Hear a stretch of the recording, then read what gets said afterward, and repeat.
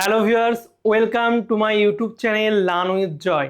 তো আজকের ভিডিওতে আমি তোমাদের সাথে ক্লাস 5 সেকেন্ড ইউনিটেজ 2026 সালের আমাদের পরিবেশের সাজেশান দেব। এর আগের ভিডিওতে আমি তোমাদেরকে পরিবেশের ফুল সাজেশান, তোমাদের সেকেন্ড ইউনিট টেস্টের ফুল বড় প্রশ্নের সাজেশান দিয়েছিলাম, এবং ওই প্রশ্নগুলো তোমরা যদি পরীক্ষায় পড়ে যাও ওর মধ্যে থেকে কিন্তু 100% কমন পাবে।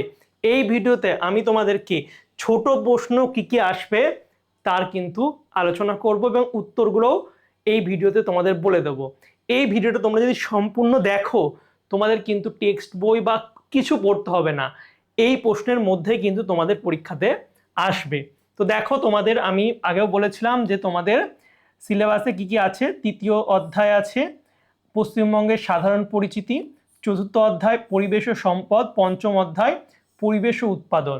এই তিনটে চ্যাপ্টার তোমাদের সেকেন্ড ইউনিট টেস্টে আছে, এবং এখান থেকে আমি তোমাদের বড় প্রশ্নের সাজেশন দিয়ে দিয়েছি। সেই ভিডিওটা না দেখে থাকলে ডেসক্রিপশন বক্সে লিঙ্ক দেওয়া আছে, সেখান থেকে তোমরা দেখে নেবে। অঙ্কের সাজেশন দেওয়া আছে, তোমরা আমার ইউটিউব চ্যানেলে গিয়ে দেখে নেবে। তো এই ভিডিওতে আমি তোমাদের পরিবেশের সাধারণ পরিচিতি এই চ্যাপ্টার থেকে 1 নম্বরের কি কি প্রশ্ন পরীক্ষা আসবে সেগুলো কিন্তু উত্তর সহ বলে দেবো। তো অবশ্যই তোমরা কিন্তু ভিডিওটি শেষ পর্যন্ত দেখবে, আর অবশ্যই এই ভিডিওটাকে লাইক করবে, চ্যানেলে নতুন হলে চ্যানেলটি সাবস্ক্রাইব করবে। তো দেখো, যে প্রশ্নগুলো তোমাদের পরীক্ষায় আসবে আমি সেগুলো আলোচনা করছি। প্রথম দেখো, অতি সংক্ষিপ্ত প্রশ্ন মান 1। প্রথম প্রশ্নটা হচ্ছে, প্লেট বাটি ইত্যাদি বানানো হয় কোন গাছের পাতা দিয়ে? তো এই উত্তরটা সকলেই জানে যে প্লেট বাটি এগুলো বানানো হয় শাল পাতা দিয়ে। তারপরে 2, মালভূমি অঞ্চলের মাটির রং কি? মালভূমি অঞ্চলের মাটির রং তোমরা সকলেই জানো যে মালভূমি অঞ্চলের মাটির রং হচ্ছে লাল। তারপরে ভেরি ইম্পর্টেন্ট প্রশ্ন, দ্বারকেশ্বর ও শিলাবতী নদী দুটির মিলিত নাম কি? তো রূপনারায়ণ। দ্বারকেশ্বর আর শিলাবতী এই দুটো নদীর মিলিত নাম হচ্ছে রূপনারায়ণ। তারপরে দেখো, বরফ গলা জলে পুষ্ট নদীর উদাহরণ, খুব ইম্পর্টেন্ট, দেখতে পাচ্ছ 3টে স্টার দেওয়া। তো বরফ গলা জলে পুষ্ট নদী বা নিত্যবহ নদী উদাহরণ খুব ইম্পর্টেন্ট, সেগুলো কি? গঙ্গা নদী, জলঙ্গি আর হচ্ছে তিস্তা। এই 3টে কিন্তু ভীষণ ইম্পর্টেন্ট, তোমরা এই প্রশ্নটা অবশ্যই ভালো করে পড়বে। তারপরে 5 হচ্ছে, গঙ্গা নদী কোথা থেকে উৎপন্ন হয়েছে? খুব ইম্পর্টেন্ট প্রশ্ন, উত্তরাখণ্ডের গঙ্গোত্রী হিমবাহের গোমুখ গুহা থেকে। আরেকবার আমার সঙ্গে সঙ্গে তোমরা পড়ো, তাহলে এখানেই তোমাদের মুখস্থ হয়ে যাবে। উত্তরাখণ্ডের গঙ্গোত্রী হিমবাহের গোমুখ গুহা থেকে হচ্ছে গঙ্গা নদী উৎপত্তি হয়েছে। তো এইভাবে এই প্রশ্নগুলো তোমরা যদি পড়ো তোমাদের কিন্তু পরীক্ষায় এর মধ্যে থেকে কমন আসবে। আমি আরো প্রশ্ন আলোচনা করব, ঠিক আছে? তার আগে তোমাদের যেটা বলবো সেটা হচ্ছে, তোমরা যদি এটার পিডিএফ চাও, আমি একটা বই তৈরি করেছি তোমাদের সেকেন্ড ইউনিট টেস্টের জন্য। দেখতে পাচ্ছ এটা অনেকে কালেক্ট করেছো, অনেকে এখনো করনি। তো যারা করনি তাদেরকে বলবো এই বইটা তোমরা কালেক্ট করো। এখানে মাত্র 4 থেকে 5টা পৃষ্ঠা আছে, এবং এখানে তোমাদের ছোট প্রশ্ন থেকে বড় প্রশ্ন সব প্রশ্ন আছে, এবং ছোট প্রশ্নের উত্তরগুলো খুব সুন্দর করে কিন্তু এখানে পরপর করে দেওয়া আছে, কোনগুলো বেশি ইম্পর্টেন্ট কোনগুলো কম ইম্পর্টেন্ট, পুরো চ্যাপ্টার ওয়াইজ করা আছে। তো তোমরা এটা কালেক্ট করো। তোমরা এটা কিভাবে কালেক্ট করবে? প্লে স্টোরে যাবে, প্লে স্টোরে গিয়ে তোমরা লার্ন উইথ জয় এই অ্যাপটা লিখে সার্চ করে ডাউনলোড করবে, ডিসক্রিপশন বক্সেও লিঙ্ক দেওয়া আছে। সেখানে তোমরা এই সাজেশন সেকশনের মধ্যে এই পিডিএফটা কিন্তু কালেক্ট করে নিতে পারবে। এছাড়া যারা অ্যাপ থেকে পাবে না তারা আমি একটা ফোন নাম্বার বলে দিচ্ছি, তোমরা এই ফোন নাম্বারে হোয়াটসঅ্যাপ করবে 74 77 49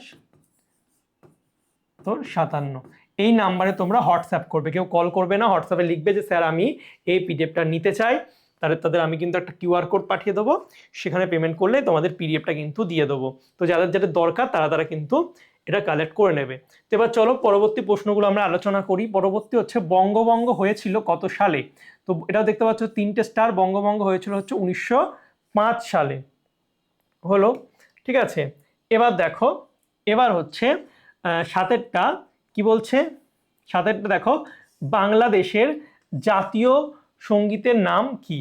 তো বাংলাদেশের জাতীয় সঙ্গীতের নাম কি? তো বাংলাদেশের জাতীয় সঙ্গীতের নাম কি?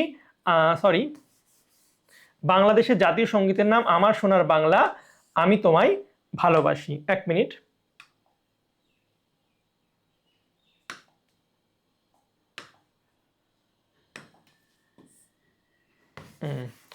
এরপরে দেখো, এরপরে বাংলাদেশের জাতীয় সঙ্গীতের রচয়িতা কে? তো বাংলাদেশের জাতীয় সঙ্গীত হচ্ছে লিখেছেন রবীন্দ্রনাথ ঠাকুর। তারপরে বলছে গাঙ্গেয় সমভূমি দক্ষিণ অংশে বিরাট বনটির নাম কি? তো এই বনটির নাম কি? সুন্দরবন। তারপর হচ্ছে সুন্দরবন অঞ্চলের বিখ্যাত প্রাণীটির নাম কি? সুন্দরবন অঞ্চলের বিখ্যাত প্রাণীটির নাম হচ্ছে রয়্যাল বেঙ্গল টাইগার। তো এই প্রশ্ন মোটামুটি 10টা প্রশ্ন আমি করলাম। এরপরে যে প্রশ্নগুলো আছে সেগুলো তোমরা একটু দেখে নাও। তো প্রথম যেটা সেটা হচ্ছে 11, ম্যানগ্রোভ গাছ কোথায় দেখা যায়? তো ম্যানগ্রোভ গাছ হচ্ছে দেখা যায় হচ্ছে সুন্দরবনে, এটা আমরা সকলে মোটামুটি জানি। ঠিক আছে, ম্যানগ্রোভ গাছ সুন্দরবনে দেখা যায়। এরপরে দেখো 12টা বলছে চন্দ্রকেতু রাজার দুর্গ কোথায় অবস্থিত? চন্দ্রকেতু রাজা এনার দুর্গ হচ্ছে বিদ্যাধরী নদীর তীরে অবস্থিত। তারপরে দেখো 13 নম্বর, সভ্য মানুষের কার্যকলাপকে কি বলে? সভ্য মানুষের যে কার্যকলাপ করে সেগুলোকে বলা হয় হচ্ছে সভ্যতা, সভ্য মানুষের কার্যকলাপ। তারপরে 14, উত্তরবঙ্গের কয়েকটি নদীর নাম লেখো। উত্তরবঙ্গের কয়েকটি নদীর নাম কি? একটা হচ্ছে তিস্তা, তোরসা, জলঢাকা, মহানন্দা। 4টি দিয়েছি, তোমরা তোমাদের মতো করে পড়ে নেবে যে উত্তরবঙ্গের নদীর নাম তিস্তা, তোরসা, জলঢাকা, মহানন্দা। তাহলে 15 দেখো পশ্চিমবঙ্গের দার্জিলিংয়ে কোন পর্বতশ্রেণী আছে? তো পশ্চিমবঙ্গের দার্জিলিং হচ্ছে সিঙ্গলীলা পর্বতশ্রেণী আছে, এবং এই প্রশ্নটা স্টার দিইনি, তোমরা এটা কিন্তু স্টার দিয়ে রাখবে, ভীষণ ইম্পর্টেন্ট, যে পশ্চিমবঙ্গের দার্জিলিংয়ে কোন পর্বতশ্রেণী আছে।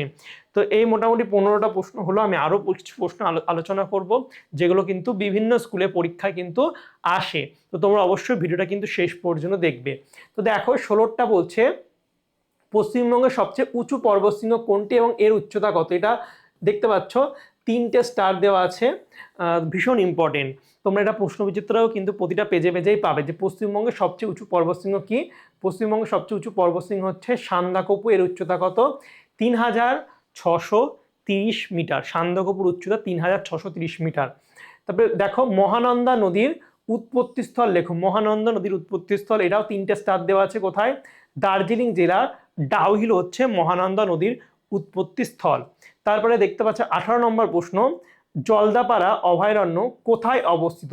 তো জলদাপাড়া যে অভয়ারণ্য সেটা হচ্ছে আলিপুরদুয়ার জেলায় অবস্থিত, আলিপুরদুয়ার। তো এটাও ইম্পর্টেন্ট প্রশ্ন। তারপরে দেখছি একশৃঙ্গ গন্ডার পাওয়া যায় কোথায়? একশৃঙ্গ গন্ডার পাওয়া যায় হচ্ছে জলদাপাড়া, এটা 3টে স্টার দেওয়া আছে। যেগুলো 3টে স্টার দেওয়া সেগুলো কিন্তু প্রতিটা স্কুলেই কিন্তু আসার সম্ভাবনা আছে। তারপরে দেখো বক্সা জয়ন্তী পাহাড় কোথায় অবস্থিত? তো জলপাইগুড়ির উত্তরের পার্বত্য অঞ্চলে বক্সা জয়ন্তী পাহাড় অবস্থিত। তো তোমাদের হলো। এরপরে দেখো এরপরে যে প্রশ্নগুলো সেগুলো হচ্ছে শকুন সংরক্ষণ কেন্দ্র কোথায় অবস্থিত? শকুন সংরক্ষণ কেন্দ্র হচ্ছে বক্সা জয়ন্তী পাহাড়ে অবস্থিত। তারপরে 22টা বলছে কোন জেলার ফজলি আম বিখ্যাত? তো ফজলি আম হচ্ছে মালদা জেলার ভীষণ বিখ্যাত। ঠিক আছে, মালদা জেলার ফজলি আম হচ্ছে বিখ্যাত। এরপরে দেখো কি বলছে, এরপরে 23-এরটা, সরি এটা হচ্ছে না, তোমরা যদি ভালো করে বক্স করতে পারি তোমরা এটা ভালো বুঝতে পারবে।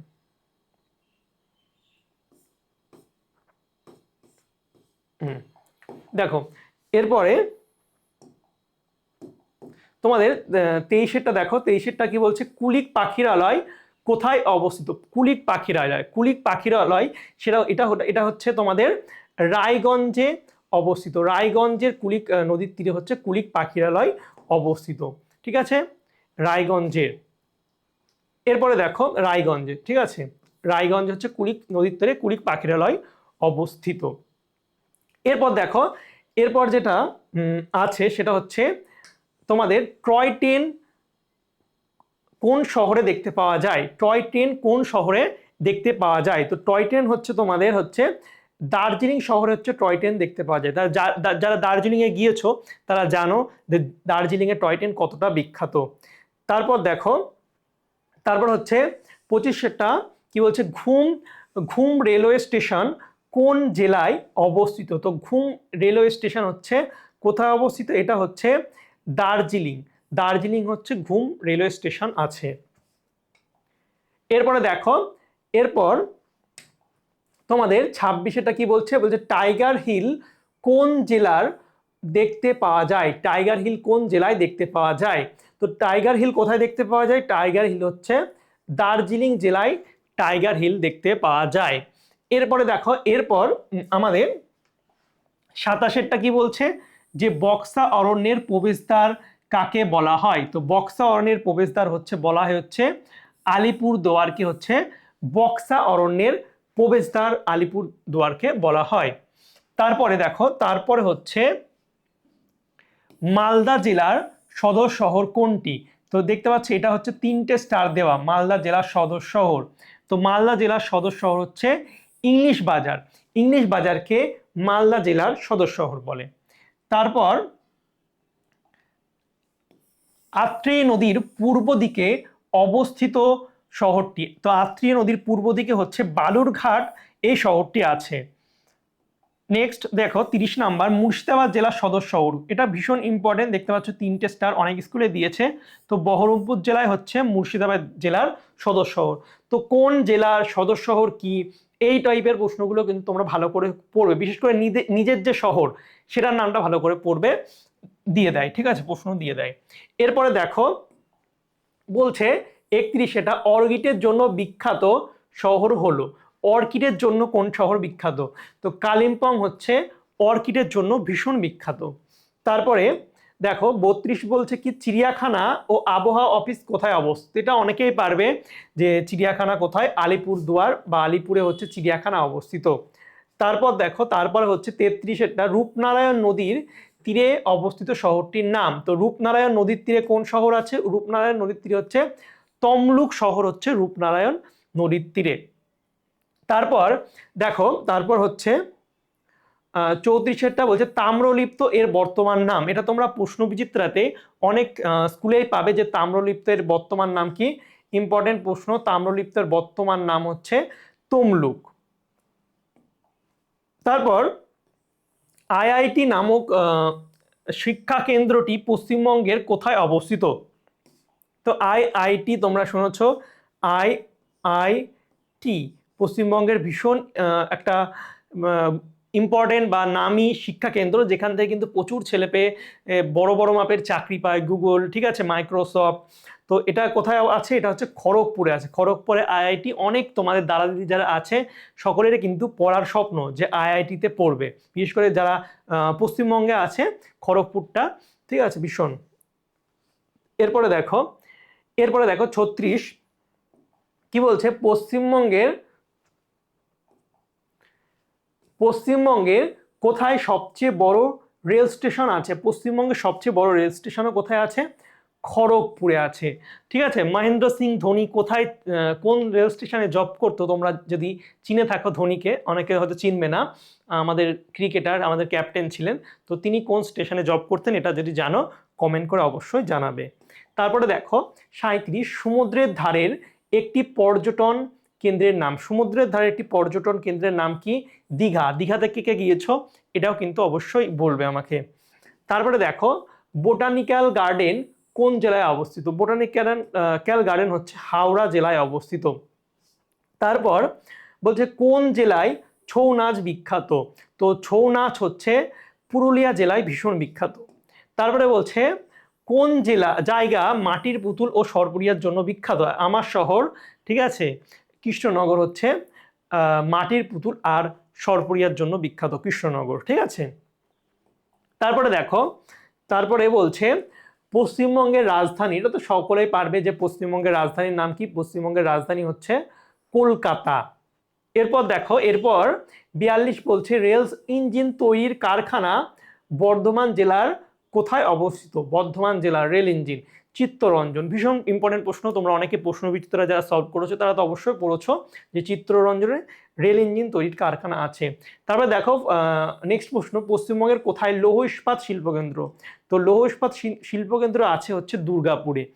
তারপর চিংড়িখালি দুর্গের ভগ্নাংশ কোথায় আছে? এটা হচ্ছে ডায়মন্ড হারবারে আছে। ডায়মন্ড হারবারে চিংড়িখালি দুর্গের ধ্বংসাবশেষ। তারপর হচ্ছে সীতাভোগ ও মিহিদানা, এটা অনেকেই প্রিয়। সীতাভোগ ও মিহিদানা বর্ধমান জেলার ভীষণ ফেমাস, অনেকেই খুব পছন্দ করে, আমিও বেশ ভালো পছন্দ করি, তো বর্ধমানের। তারপরে দেখো, তারপরে বলছে বারুইপুর কি জন্য বিখ্যাত? বারুইপুর। বারুইপুরের অনেক নাম শুনেছো, পেয়ারা, যারা পেয়ারা বিক্রি করে দেখবে বলবে বারুইপুরের পেয়ারা, বারুইপুরে পেয়ারা। কিন্তু বারুইপুরের না হলেও বারুইপুরের পেয়ারা এত ফেমাস যে সকলেই বলে দেয় যে এটা হচ্ছে বারুইপুরের পেয়ারা, মানে এমন অবস্থা, এতটা ফেমাস বারুইপুরের পেয়ারা। তারপরে হচ্ছে দেখো, ভাগীরথী ও জলঙ্গি নদীর মিলনস্থলে কোন শহর? তো ভাগীরথী ও জলঙ্গির মিলনস্থলে হচ্ছে আমাদের শহর নবদ্বীপ। আমার বাড়িটা অ্যাকচুয়ালি নবদ্বীপ আর কৃষ্ণনগরের মাঝামাঝি। তারপরে চৈতন্যদেবের জন্মস্থান কোথায়? একদম নবদ্বীপে চৈতন্যদেবের জন্মস্থান। তারপরে দেখো, বীরভূম জেলার বোলপুর কিসের জন্য বিখ্যাত? এটা হচ্ছে বিশ্বভারতী বিশ্ববিদ্যালয় অবস্থিত। নেক্সট দেখো হচ্ছে, বক্রেশ্বরে তাপবিদ্যুৎ কেন্দ্র কোথায় আছে? তো এটা হচ্ছে সিউড়িতে আছে বক্রেশ্বরে তাপবিদ্যুৎ কেন্দ্র। এরপর আমাদের লাস্ট দুটো প্রশ্ন, সেটা হচ্ছে গঙ্গা নদী পশ্চিমবঙ্গের কোন জেলায় ঢুকে দুভাগে ভাগ করেছে? তো গঙ্গা নদী পশ্চিমবঙ্গের মুর্শিদাবাদ জেলায় ঢুকে দুভাগে ভাগ হয়েছে, এবং দুটো যে ভাগ হয়েছে নামটা কি তোমরা আমাকে অবশ্যই কমেন্ট করে জানাবে। তারপরে দেখো, কিলেঘাই আর কংসাবতী নদী মিশে তৈরি হয়েছে কোন নদী? তো এটা হচ্ছে হলদি নদী তৈরি হয়েছে। তো তোমাদের সঙ্গে আমি একদম যে তোমাদের একবার বলে দিই, দেখো তোমাদের সেকেন্ড ইউনিট টেস্টের বড় প্রশ্ন আগে আলোচনা করেছি কি কি আসবে। তো এই ভিডিওতে আমি একদম তোমাদের তৃতীয় অধ্যায় থেকে, এই যে তৃতীয় অধ্যায় পশ্চিমবঙ্গের সাধারণ পরিচিতি, এই অধ্যায় থেকে তোমাদের এমসিকিউ প্রশ্ন পুরো উত্তরসহ আলোচনা করলাম। এবং এই যে প্রশ্ন দিলাম 52টা প্রশ্ন, এর বাইরে তোমাদের পরীক্ষা আসবে না। তোমরা প্রশ্ন বিচিত্রা চেক করে নেবে, দেখবে এর মধ্যে থেকে দিচ্ছে। তো তোমরা বই যদি নাও পড়ে কেউ, জাস্ট একবার যদি আমার এই সাজেশনটাকে পড়ে, মাত্র এই 10 দিন তোমাদের পরীক্ষার বাকি আছে, তো এটা পড়লেই তোমরা মোটামুটি পরীক্ষার মধ্যে একদম ফুল মার্কস পাবে, এটা আমার গ্যারান্টি। তো যারা যারা এটা কালেক্ট করনি তারা তারা করে নেবে। আর পরবর্তী তোমার ভিডিওতে আমি হচ্ছে বাকি যে দুটো চ্যাপ্টার থাকছে, চতুর্থ আর পঞ্চম অধ্যায়, এখান থেকে 1 নম্বরের প্রশ্ন একটা ভিডিওতে বানিয়ে দেবো। কারণ এই চ্যাপ্টার থেকে যেমন 52টা প্রশ্ন হলো, বাকি দুটো চ্যাপ্টার থেকে মোটামুটি 30-40টা প্রশ্ন হবে না, দুটো অধ্যায় মিলিয়ে। কারণ এই অধ্যায়টা বড়, কিন্তু এই দুটো অধ্যায় ছোট ছোট, মাত্র 20 থেকে 30টা প্রশ্ন দিলেই দেখবে ওর মধ্যে পরীক্ষায় চলে আসবে, এবং এখানেও কিন্তু এমন প্রশ্ন দেওয়া আছে। তো অবশ্যই বারবার বলছি, এটা তোমরা যারা কালেক্ট করনি তারা কালেক্ট করে নেবে, ঠিক আছে? তো আর তোমরা কি রকম ভিডিও চাও, এই ভিডিওটা কেমন লেগেছে অবশ্যই কমেন্ট করে আমাকে জানাবে। চ্যানেলে নতুন হলে চ্যানেলটিকে সাবস্ক্রাইব করবে, আর এই ভিডিওটাকে বন্ধুদের সঙ্গে শেয়ার করবে। তো চলো বাই, দেখাবে তোমাদের সঙ্গে পরের একটা ভিডিওতে। Thank you for watching my videos.